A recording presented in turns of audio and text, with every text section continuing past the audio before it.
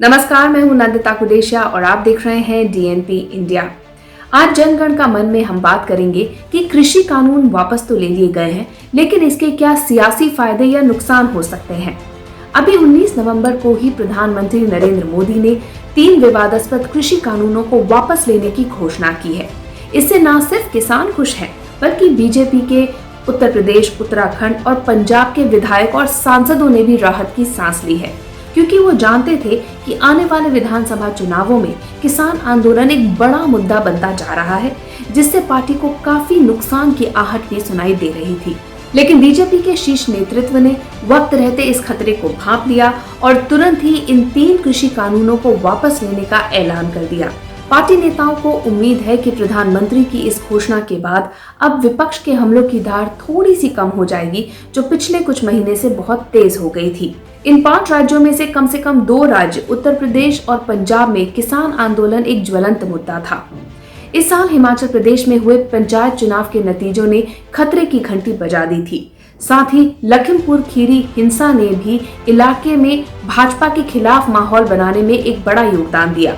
उत्तर प्रदेश में पिछले 3 चुनावों में 2014 लोकसभा चुनाव, 2017 विधानसभा चुनाव और 2019 लोकसभा चुनाव में बीजेपी को पश्चिमी उत्तर प्रदेश से काफी ज्यादा सीटें मिली थी। इस इलाके में बीजेपी को ध्रुवीकरण का बहुत ज्यादा फायदा मिला था। लेकिन अब स्थिति काफी बदल सी गई थी किसान आंदोलन के बाद। 2022 विधानसभा चुनाव के दौरान पश्चिमी उत्तर प्रदेश में किसान आंदोलन एक बड़ा मुद्दा बनता जा रहा था और इसी को भुनाते हुए विपक्षी पार्टियों ने, खासकर आरएलडी, कांग्रेस और समाजवादी पार्टी ने महापंचायतों का दौर शुरू कर दिया और जाट मुस्लिम एकता को फिर से स्थापित करने की कोशिश की, जो कि 2013 मुजफ्फरनगर दंगों के बाद छिन्न भिन्न हो गए थे। अभी 5 सितंबर को ही संयुक्त किसान मोर्चे के नेतृत्व में मुजफ्फरनगर में एक महापंचायत का आयोजन किया गया, जिसमें किसानों की भीड़ उमड़ पड़ी थी और सरकार के खिलाफ आक्रोश देखने को मिला था। इससे बीजेपी की परेशानी बढ़ गई थी और ये परेशानी बीजेपी नेताओं के बयानों में भी झलक रही थी। पार्टी को खुद अपने नेताओं की ही मुखालफत का सामना करना पड़ रहा था। चुनाव से पहले ओपिनियन पोल्स भी ये दिखा रहे थे कि किसान आंदोलन के चलते पश्चिमी उत्तर प्रदेश में बीजेपी को बड़ा नुकसान होता दिखाई दे रहा है। 2017 में वेस्ट यूपी की 136 विधानसभा सीटों में से 109 सीटों पर बीजेपी काबिज रही थी, जबकि 2012 के चुनाव में उसने सिर्फ 38 सीटें ही जीती थी। हालांकि 2019 लोकसभा चुनाव में 2014 की तुलना में उसे 5 सीटों का घाटा उठाना पड़ा। इसके पीछे सपा, बीएसपी और आरएलडी का गठजोड़ मुख्य वजह था। दरअसल पश्चिमी उत्तर प्रदेश में किसान आंदोलन के असर की कई वजह हैं। एक तो ये कि यहाँ पर गन्ना किसानों की संख्या बहुत ज्यादा है, जो कि कृषि कानूनों का विरोध में चल रहे आंदोलन में बहुत शुरुआत से ही जुड़े हुए थे। दूसरा, आंदोलन का नेतृत्व करने वाली भारतीय किसान यूनियन और इसके नेता इसी इलाके से आते हैं। कृषि आंदोलन के अलावा लखीमपुर खीरी में हुई हिंसा की घटना ने भी किसानों में सरकार के खिलाफ रोष भर दिया था। इस घटना में 4 आंदोलनकारी किसान और एक पत्रकार की बीजेपी समर्थकों की गाड़ी से कुचलकर मौत हो गई थी। इस घटना में केंद्रीय मंत्री और बीजेपी सांसद अजय मिश्र टोनी के बेटे आशीष मिश्र को गिरफ्तार भी किया गया था। पिछले साल नवंबर में शुरू हुए किसान आंदोलन की वजह से पश्चिमी उत्तर प्रदेश में जाट और मुस्लिम एकता एक बार फिर बढ़ने लगी थी, जिससे बीजेपी की परेशानी बढ़ना लाजमी था। दरअसल 2013 से पहले जाट वोट बैंक आरएलडी का कोर वोट बैंक माना जाता था, लेकिन फिर मुजफ्फरनगर दंगों के बाद सियासी हालात काफी पलट गए, जिसका सीधा फायदा 2014 लोकसभा चुनाव में बीजेपी को हुआ था। किसान आंदोलन के दौरान एकजुट हुए जाटों को लुभाने के लिए आरएलडी एक बार फिर से सक्रिय हो गई।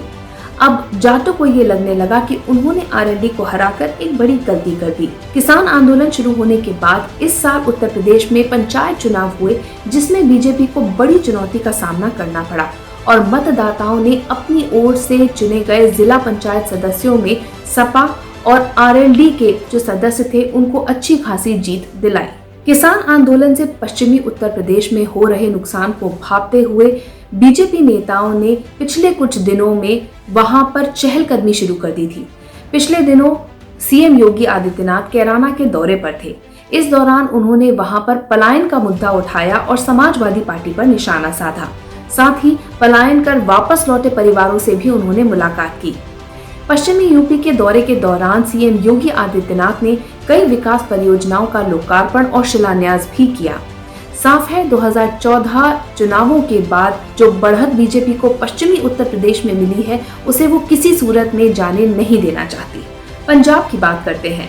पंजाब में भी किसान आंदोलन प्रधानमंत्री नरेंद्र मोदी और भाजपा विरोधी भावना का आधार बन गया था।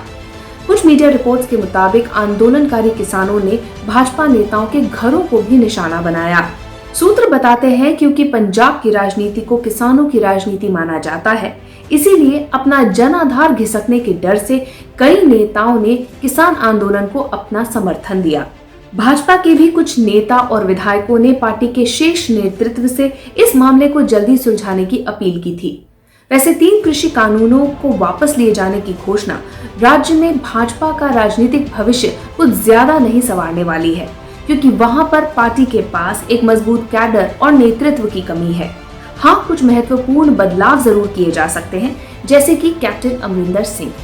जी हाँ, पंजाब के पूर्व मुख्यमंत्री अमरिंदर सिंह भाजपा के साथ आ सकते हैं, ऐसी संभावनाएं बनती जा रही हैं। उन्होंने पहले खुलकर भी मीडिया में ये बयान दिया है कि पंजाब में सत्ता में आने के लिए वो साथ मिलकर काम कर सकते हैं। कांग्रेस के अंदर चल रही उथल पुथल का फायदा बीजेपी को मिल सकता है। दूसरी संभावना ये है कि बीजेपी राज्य में अकालियों के साथ अपने बिगड़े हुए संबंधों को सुधार सके और मजबूत तरीके से अपने आप को राज्य में पेश कर सके। हमारी इस रिपोर्ट के बारे में आपकी क्या राय है, कमेंट सेक्शन में जरूर लिखिएगा। साथ ही अब तक अगर आपने हमारा चैनल सब्सक्राइब नहीं किया तो जल्द ही इसे सब्सक्राइब, लाइक और शेयर कीजिए। नमस्कार।